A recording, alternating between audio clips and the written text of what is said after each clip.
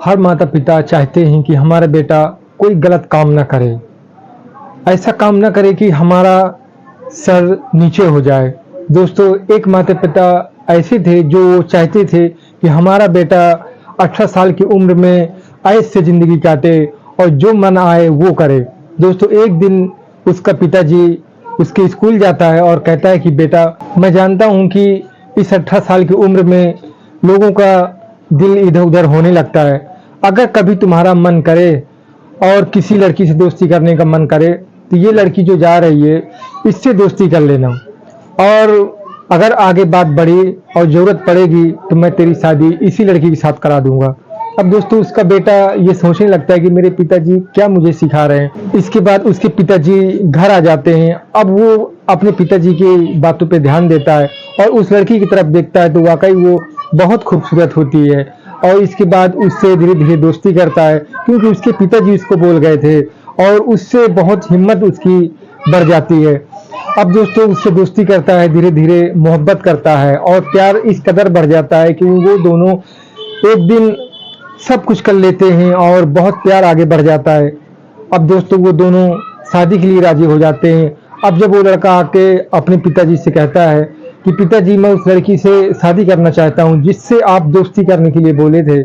दोस्तों, उसके पिताजी कहते हैं कि अच्छा बेटा, तुम्हारा सारा काम हो गया? तो उसका लड़का कहता है कि हाँ पिताजी, मैं उससे बहुत प्यार करता हूँ और वो बहुत अच्छी लड़की है। दोस्तों, इसके बाद उसका पिता कहता है कि बेटा, अब अभी तक जो भी तुम्हारे दोनों के बीच हुआ, अब यहाँ से उस लड़की को तुम भूल जाओ और आज के बाद कभी अपने जुबान पे उस लड़की का नाम भी मत लेना।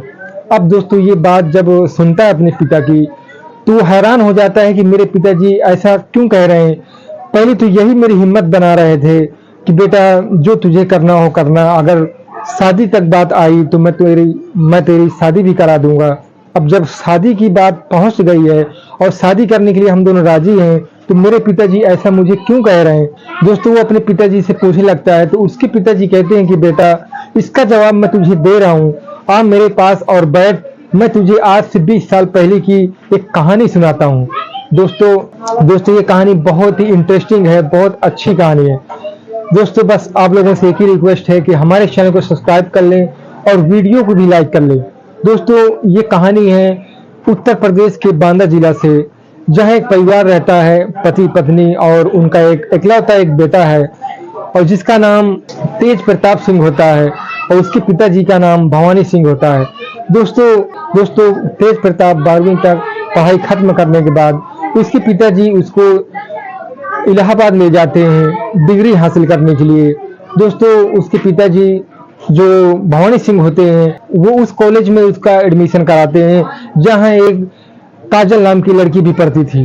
दोस्तों, उस कॉलेज में अपने लड़के को ले जाते हैं, वहां एडमिशन कराते हैं, उससे खाने पीने का, रहने का भी इंतजाम कर देते हैं। दोस्तों, ये कॉलेज में दोनों खड़े थे और भवानी सिंह अपने बेटे को समझा रहा होता है। इसके बाद कहता है कि बेटा, मैं जानता हूँ कि अक्सर इस उम्र में लड़कों का दिल फिसलने लगता है, और मेरी बात ध्यान से सुनना, अगर कभी तेरा दिल करे कभी किसी लड़की से दोस्ती करने का तो ये जो लड़की जा रही है इससे दोस्ती करना, और ये बहुत खूबसूरत लड़की है।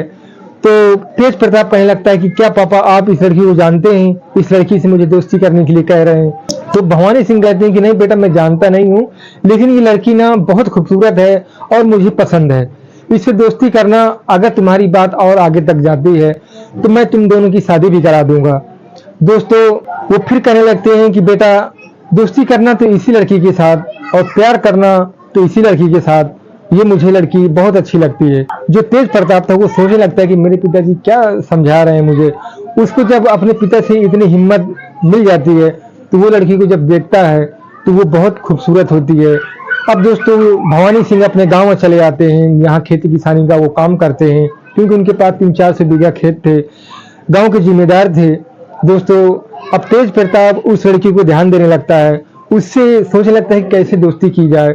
अब दोस्तों, वो दोनों ही एक ही कॉलेज में पढ़ते हैं तो अक्सर एक दूसरे को देखते हैं। तेज प्रताप बहाना ढूंढता है कि इससे दोस्ती किया जाए और इससे बात कैसे किया जाए। दोस्तों, धीरे धीरे तेज प्रताप उससे बात करने की कोशिश करता है और इनकी दोनों की दोस्ती हो जाती है। अब वो लड़की के पीछे, जिसका नाम काजल होता है, उसके आगे पीछे घूमने लगता है। तो काजल सोचने लगती है कि अच्छा अभी ये नया नया गांव से आया है और शहर आया पढ़ने के लिए, तभी ज़्यादा उछल रहा है ये। वो ज़्यादा बात को ध्यान नहीं देती, लेकिन जब और कुछ टाइम बीतता है, महीने बीतते हैं, इसके बाद वो जब ज़्यादा ध्यान देने लगता है काजल पे और ज़्यादा आगे पीछे होने लगता है, तो काजल भी उसकी तरफ खींची चली जाती है। अब दोस्तों धीरे धीरे इन दोनों से मोहब्बत हो जाती है एक दूसरे को। अब और आगे बात जब बढ़ती है तो काजल भी बहुत प्यार करने लगती है, क्योंकि ये भी दिखने सुनने में अच्छा था, खूबसूरत था। तो दोनों एक दूसरे से मोहब्बत कर बैठते हैं। अब दोस्तों तेज प्रताप की जब छुट्टी होती है तो वो अपने गांव आता है। तो उसके पिताजी पूछने लगते हैं कि बेटा क्या हाल चाल है, और उसका क्या हुआ जिस लड़की से मैंने कहा था कि इससे दोस्ती कर लेना। तो तेज प्रताप कहता है कि पापा दोस्ती भी हो गई और उससे प्यार भी हो गया है और आप बात आगे बढ़ चुकी है। तो भवानी सिंह कहते हैं कि अच्छा बेटा, उसको इस बार जाना तो गिफ्ट थोड़ा दे देना।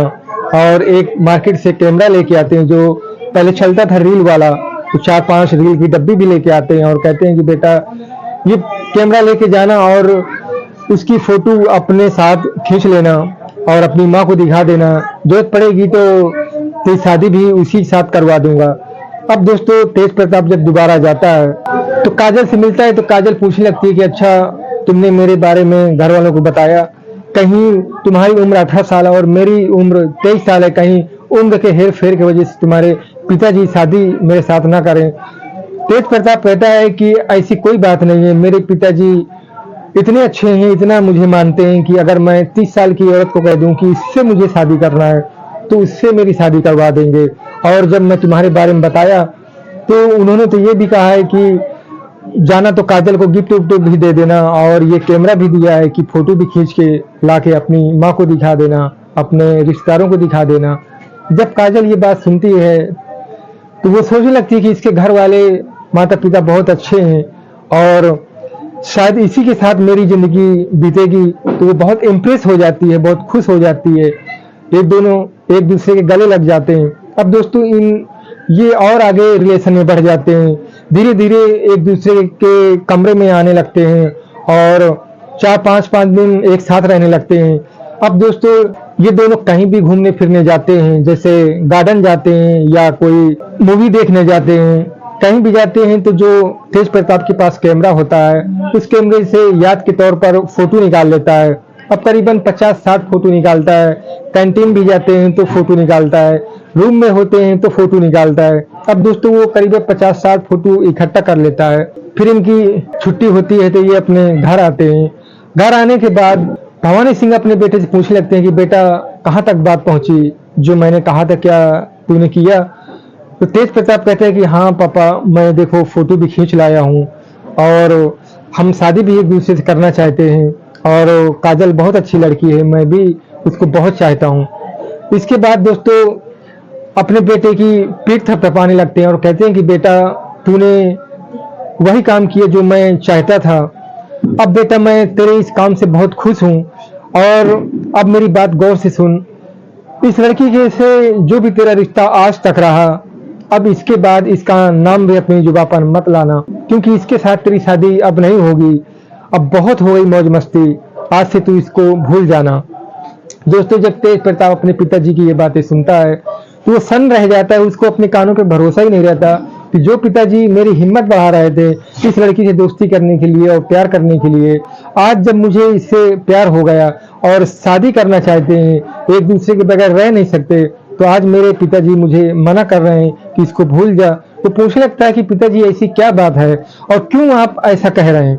उसके पिताजी ये क्यों का जवाब देने के लिए उसको अपने पास बैठाते हैं और कहते हैं कि बेटा आज से 20 साल पहले की बात मैं तुझे बताता हूँ। कभी तेरी एक बुआ रहा करती थी और वो बुआ इस काजल के चाचा से प्यार करती थी और इसका चाचा भी तेरी बुआ से बहुत प्यार करता था। ये रिलेशन में करीबन 1-2 साल थे और जब तेरी बुआ शादी की उम्र तक पहुंची तो मैं इसके घर पे गया। इसके जो दादा थे उनसे मैं रिश्ते के लिए तमाम गिड़गिड़ाया, हाथ पैर जोड़ा, लेकिन इसके जो दादा थे वो नहीं कर दिए और इसका जो चाचा था वो भी पलट गया और ये सदमा तेरी बुआ बर्दाश्त नहीं कर सकी और वो अपनी जान दे दी। दोस्तों ये बात सुनकर तेज प्रताप तो बहुत गुस्सा होता है, लेकिन वो कहता है कि ठीक है पापा, आप जो कर रहे हैं ठीक है, आपको बदला लेना है आप लीजिए। वो गुस्से से बाहर चला जाता है। इसके बाद दोस्तों वो जो फोटो तेज प्रताप लेके आया था, वो फोटो लेकर भवानी सिंह काजल के पिताजी रामेश्वर सिंह के पास जाता है और कहता है कि देख ये फोटो, जहां तू अपनी लड़की भेजा था पढ़ने के लिए वहां मेरा बेटा भी पढ़ता था, और देख तेरी बेटी एक पत्नी के रूप में रहकर आई है। तुझे जो करना है कर ले, मेरा बेटा मेरे बस में है। कल जो तू मेरे साथ किया था आज वो दिन आ गया है, आज मैं वो बदला तुझसे ले रहा हूँ। दोस्तों ये चेतावनी देकर अपने घर चलाता है। और दोस्तों जब रामेश्वर सिंह वो फोटो देखता है तो शर्मिंदगी से अपना सर नीचे कर लेता है और इसके बाद सोचने लगता है कि कहीं मेरी बेटी कोई गलत कदम न उठा ले। तो वो अपनी बेटी को अपने रिश्तेदार के घर भेज देता है कि कहीं ये गांव वालों को मालूम पड़ेगा और उसको गलत निगाह से देखेंगे और कहीं कुछ कर बैठे तो उसको अपने रिश्तेदार के इधर भेज देता है। इसके बाद दोस्तों भवानी सिंह अपने बेटे की पीठ थपथपाता है और कहता है कि बेटा आज मैं अपना बदला ले लिया, जो कसम आज 20 साल पहले खाया था वो पूरा हो गया। मुझे गर्व है कि तू मेरा बेटा है, मैंने जो तुझे काम दिया था वो तूने करके दिखा दिया। अब दोस्तों तेज प्रताप सिंह वो टेंशन में रहता है, वो काजल के गम में इतना डूब जाता है कि वो खाना पीना छोड़ देता है, 4 दिन से खाना नहीं खाता है। अब भवानी सिंह की पत्नी अपने पति से कहती है कि जिस बेटे की तुम शाबाशी कर रहे हो वो बेटा तो उस लड़की की याद में 4 दिन से खाना नहीं खाया, कहीं ये उस लड़की से पहले ये ना मर जाए। दोस्तों जब भवानी सिंह सुनता है तो अपने बेटे से पूछने लगता है क्या बेटा ये सच है। उसका बेटा कहता है कि पिताजी अगर आप 20 साल पहले किसी का मर्डर कर देते तो शायद मुझे खुशी होती, लेकिन जो बुआ के साथ हुआ है क्या आप काजल के साथ ऐसा करना चाहते हैं। भवानी सिंह कहता है कि हाँ बेटा, जो तेरी बुआ के साथ हुआ है अगर वो काजल के साथ होगा तभी तो इनको तकलीफ होगी, तभी तो इनको मोहब्बत के बारे में मालूम पड़ेगा। तेज प्रताप सिंह कहता है कि पापा मैं ऐसा होने नहीं दूंगा और मैं एक वादा कर चुका हूँ, एक वचन दे चुका हूँ काजल को कि जिएंगे साथ में और मरेंगे भी साथ में। तब ये बात भवानी सिंह सुनता है तो कहता है कि जा तू मर और मुझे कुछ फर्क नहीं पड़ने वाला, मैंने तो अपना बदला ले लिया, इसी में मैं खुशी हूँ। दोस्तों तेज प्रताप सिंह बीमार पड़ जाता है, डॉक्टर बुलाकर घर में ही चेकअप कराता है, उसकी दवाई गोली कराता है क्योंकि बाहर नहीं ले जा सकता। वो बड़ी बड़ी जो फेंक के आया था रामेश्वर प्रसाद के घर में, उसको डर होता है कि अगर गांव वालों को मालूम पड़ेगा कि इसका बेटा इसकी लड़की की वजह से बीमार पड़ गया और खुद मरने वाला है तो उसको अपनी इज्जत की वजह से उसका इलाज घर ही में कराने लगता है। अब दोस्तों उसके जो रिश्तेदार होते हैं वो भी आते हैं और भवानी सिंह की पत्नी कहती है कि सुनो हमारा एक ही बेटा है, अगर ये अपनी जान दे दिया तो मैं इसकी वजह से मैं भी अपनी जान दे दूंगी क्योंकि मेरा भी जीने का कोई मतलब नहीं होता। कल भी हमारे घर में मौत हुई थी और आज भी शायद ऐसा लगता है कि उस लड़की से पहले हमारे घर में ही मौत होने वाली है। दोस्तों उसको पछतावा होने लगता है भवानी सिंह को और वो सोचने लगता है कि शायद मैं बहुत बड़ी गलती कर दी। वो सोचकर फिर जाता है रामेश्वर सिंह के पास और जाकर सामने खड़ा हो जाता है तो रामेश्वर सिंह उससे कहने लगता है कि सुनो भवानी सिंह, जो तुम बरसों का बदला आज हमसे ले रहे हो इसमें मेरे पिताजी की गलती है। मेरा भाई तो आज भी तुम्हारी बहन से प्यार करता है और उसने आज तक शादी नहीं किया। शायद तुम्हें ये बात मालूम नहीं है, ये बात तुम्हें मालूम होना चाहिए क्योंकि मेरा भाई आज भी कुंवारा है। उस टाइम के समय मेरे पिताजी जो थे वो तुम्हारी बहन को अपनी बहू नहीं बनाना चाहते थे और उनके आगे हमारी किसी की नहीं चलती थी, इसमें हमारी कोई गलती नहीं है। अपने भाई को इशारा करता है बताने के लिए तो उसका भाई भी बोलता है कि हाँ भाई साहब, मैं भी आपकी बहन से बहुत प्यार करता था, उससे अलग होकर मैं भी नहीं जीना चाहता था, लेकिन मैंने आज तक शादी नहीं किया उसके गम से। दोस्तों भवानी सिंह कहता है कि अच्छा मुझे भी शायद लगता है कि ये जो हो रहा है ये गलत हो रहा है, जो बरसों हुआ उस दोहरा नहीं सकते और दुश्मनी छोड़ो और मैं चाहता हूं कि क्यों ना रिश्तेदारी में बदल जाए।